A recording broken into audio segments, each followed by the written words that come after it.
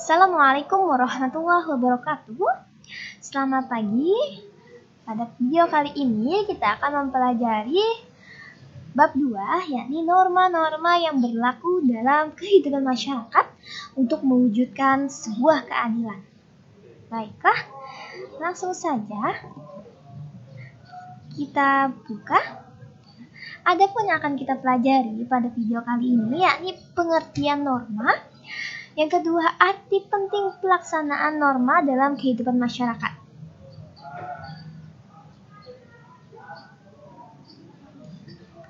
Pertama, kita harus mengetahui dulu nih, dan kalian harus tahu apa itu norma. Dalam kehidupan manusia, untuk mencapai sebuah tujuan di dalam kehidupan, baik itu kerjasama ataupun dalam konflik, manusia itu pada dasarnya, kita semua itu pada dasarnya adalah makhluk sosial dan makhluk individu. Apa makhluk sosial? Yakni manusia selalu membutuhkan orang lain dalam setiap aktivitasnya. Oleh karena itu, ia akan bekerja sama dalam kelompok manusia yang memiliki keinginan dan harapan yang sama. Tapi ada juga nih manusia disebut sebagai makhluk individu. Kenapa? Karena tiap orang memiliki perbedaan pemikiran dan perbedaan kepentingan. Ada yang ingin sendiri, ada yang ingin bekerja sama. Sehingga kemungkinan terjadinya sebuah konflik atau pertentangan. Kemudian, kita lanjutkan. Kita masuk nih. Apa itu norma? Mungkin kalian sudah paham betul nih mengenai norma, bukan norma nama manusia ya, bukan. Jadi, norma ini adalah sebuah aturan yang berlaku di kehidupan bermasyarakat demi menciptakan keadaan yang sesuai dengan cita-cita masyarakat. Dan setiap manusia itu bebas serta damai melakukan apapun tanpa merugikan orang lain di situ ya. Kemudian pasti di setiap kehidupan kalian pasti ada yang namanya norma. Jadi kata Thomas Hobbes nih, tanpa norma manusia akan menjadi serigala bagi sesamanya. Jadi tanpa sebuah aturan yang berlaku di masyarakat, manusia akan merugikan orang lain. Nah, kita lanjut. Ini ada pengertian norma menurut beberapa ahli, ada dari Utrecht dan Journal Kanto, dapat kalian lihat. Dan ada dari Robert M. Lawlang dan Anthony Giddens. Lanjutkan. Apa itu tujuan, fungsi, ciri-ciri, sifat, dan sumber norma? Mohon maaf ada gambar yang kurang senonoh ya, jadi tidak bisa diedit nih. Nah, kita lihat dulu tujuan norma. Pasti memiliki tujuan nih. Apa tujuannya? Nah, tujuan norma itu sebagai pedoman, petunjuk, arahan bagi masyarakat supaya tetap terjalin dan terciptanya masyarakat yang teratur, tentram, dan juga mengatur segala aktivitas manusia. Jadi jika kita menaati norma, artinya kita sudah menciptakan tatanan kehidupan bermasyarakat, berbangsa, dan bernegara sehingga tercipta masyarakat yang taat terhadap norma, tercipta yang namanya ketertiban, keamanan, nyaman, rukun, dan damai, sehingga menciptakan kehidupan yang adil. Lalu apa itu fungsi norma? Fungsi norma sebagai pedoman dan aturan dalam kehidupan, terciptanya keteraturan. Dan norma ini sebagai pedoman bagi masyarakat dalam berperilaku di kehidupan masyarakat. Sehingga dengan adanya norma memudahkan masyarakat dalam mencapai tujuannya. Ciri-ciri norma patut kita ketahui. Apa saja sih ciri-ciri norma? Norma itu biasanya ada yang tertulis dan tidak tertulis. Nah, kalau tertulis adalah norma hukum. Kemudian norma itu bersifat mengikat serta ada sanksi di dalamnya. Yang ketiga, norma itu adalah kesepakatan seluruh anggota. Jadi norma itu bisa berbeda dari masyarakat lain dengan masyarakat kita nih. Misalnya norma di kehidupan anak ustazah berbeda dengan norma dengan kehidupan ustazah. Nah, 4, anggota masyarakat harus menaati norma. Itu ciri-ciri norma yang keempat. Lalu yang kelima, apabila anggota masyarakat apabila melanggar, nah itu akan dikenakan sebuah sanksi atau balasan ya. Yang keenam, nah, norma bisa mengalami perubahan sesuai dengan perkembangan yang terjadi dalam masyarakat. Jadi sesuai perkembangan zaman nih. Kalau semakin maju, otomatis norma ini juga mengikuti perkembangan zaman manusianya lah.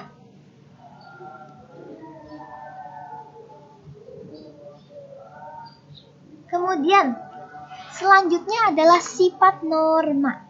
Norma itu ada yang tidak resmi dan resmi. Kalau tidak resmi, yaitu patokannya secara tidak jelas dan pelaksanaannya tidak diwajibkan untuk masyarakat. Jadi tidak resmi ini contohnya seperti aturan adat istiadat. Nah, itu kan dimusyawarahkan oleh masyarakatnya. Kemudian aturan dalam keluarga itu kan bersifat kondisional dengan menyesuaikan keluarga tersebut. Nah, kemudian pantangan-pantangan. Pantangan-pantangan ini artinya larangan-larangan dalam lingkungan masyarakat. Tuh ya. Kemudian nih, ada lagi norma resmi atau formal. Norma formal ini normanya tegas, jelas, dan wajib dilaksanakan, ditaati untuk semua masyarakat. Dan bila melanggar, itu akan ditindak tegas oleh yang berwenang. Apa itu norma resmi? Nah, norma resmi ini dibuat oleh pemerintah setempat atau pemerintahan kita ya. Ini seperti Undang-Undang Dasar 1945, peraturan perundang-undangan, surat keputusan presiden sampai dengan peraturan daerah. Kita lanjutkan, ada tingkatan norma. Ada tingkatan norma yang paling tinggi itu adalah hukum, yang kedua adat istiadat, yang ketiga tata kelakuan, yang keempat itu kebiasaan, dan yang terakhir tata cara atau usage. Nah, silakan anak ustazah nanti dicari pengertian dari hukum, adat istiadat, tata kelakuan, kebiasaan, dan tata cara. Kita lanjutkan sumber norma. Sumber norma.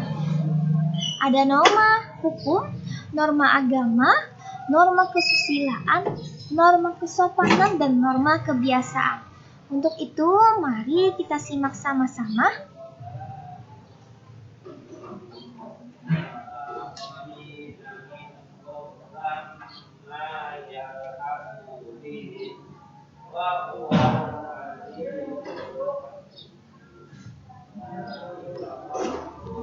Norma hukum adalah norma yang dibuat oleh pemerintah dan sanksinya sangat tegas dan mengikat. Kemudian norma agama.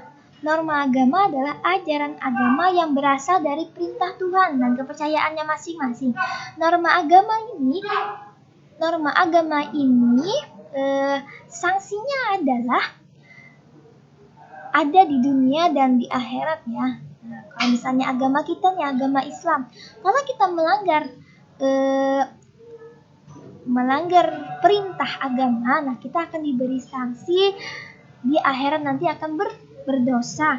Kemudian kalau saat ini normanya sanksinya tidak langsung, tapi sanksinya akan berada di akhirat nanti. Kalau kita melaksanakan norma agama nih dengan baik dan benar, alhamdulillah kita akan mendapatkan pahala nantinya.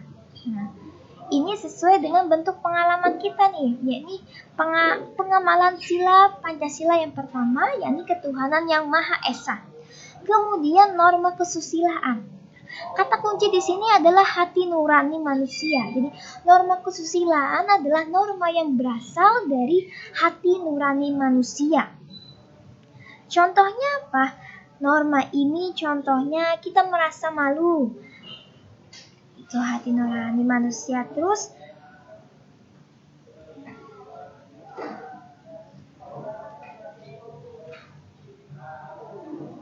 berbuat baik, berkata jujur, ini termasuk dalam norma kesusilaan. Nah, jika kita melanggar norma kesusilaan ini, kita akan merasa yang namanya bersalah, rasa malu, sehingga akan mempengaruhi mental kita karena sudah melanggar norma tersebut. Jadi, jika kalian nih melanggar norma kesusilaan, kalian akan merasa yang namanya tidak tenang, kemudian gelisah, dan ada merasa tertekan ya. Oh, aku malu nih sudah melanggar nih. Aku malu nih sudah berbohong kepada orang tua misalnya. Kemudian norma kebiasaan. Norma kebiasaan atau perilaku manusia. Norma ini sering kalian lakukan dalam kehidupan sehari-hari. Lanjut, norma kesopanan atau pergaulan manusia. Jadi norma ini bergantung dari pergaulan masyarakat atau manusianya. Artinya norma ini tidak dapat berlaku secara umum, tapi norma ini berlakunya di masyarakat lah. Anggap saja satu perbuatan yang dianggap sopan oleh sekelompok masyarakat mungkin saja dianggap tidak sopan bagi kelompok masyarakat lainnya. Artinya, sanksi bagi pelanggar norma kesopanan ini berupa cemooh, celaan, dan pengucilan. Misalnya contoh lain dalam kehidupan kita sehari-hari nih dalam norma kesopanan. Ketika kalian nih lewat dengan orang yang lebih tua, apa yang kalian lakukan misalnya? Nah, contohnya menundukkan badan, membungkukkan badan, kemudian membuka pintu, itu mengucapkan salam, mengetuk dulu, itu salah satu adalah norma kesopanan, norma kebiasaan yang dapat kalian lakukan dalam kehidupan sehari-hari. Apa sih pentingnya norma dalam kehidupan masyarakat? Nah, norma itu sangat penting bagi manusia. Justru norma itu lahir karena adanya perkembangan manusia untuk hidup menjadi lebih baik. Serta norma ini manusia ini ingin mendapatkan keadilan serta ketertiban. Kalian lihat nih perbandingan ada masyarakat dengan norma, masyarakat tanpa norma.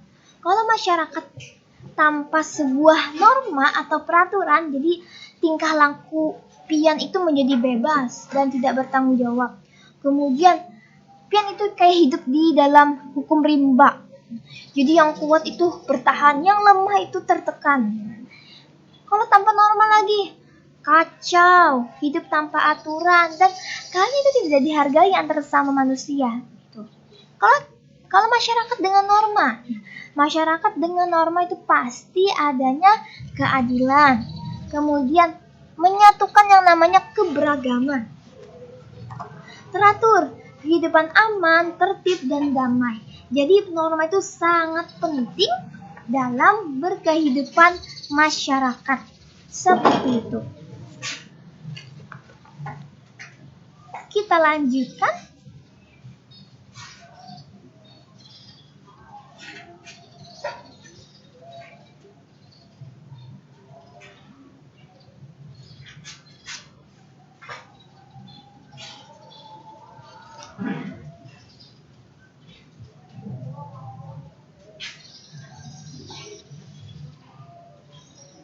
Dalam sanksi norma nih, kita lanjutkan ke sanksi norma. Setiap pelanggaran sanksi itu pasti dikenakan yang namanya memaksa dan tidak dikehendaki alias tidak menyenangkan nih sanksi hukuman itu. Jadi sanksi berat dari ringan sampai berat sanksinya, seperti teguran, peringatan, cemoohan, pengucilan, pengusiran, sampai yang berat nih, ada denda, pembatasan kebebasan, penjara, lalu sanksi yang menyakiti bahkan sampai hukuman mati diberikan jika kita melanggar norma. Oke, demikian video pembelajaran hari ini. Silahkan disimak baik-baik. Setelah ini akan ada satu pertanyaan dari Ustazah. Mohon dipecahkan sama-sama. Terima kasih. Wassalamualaikum warahmatullahi wabarakatuh.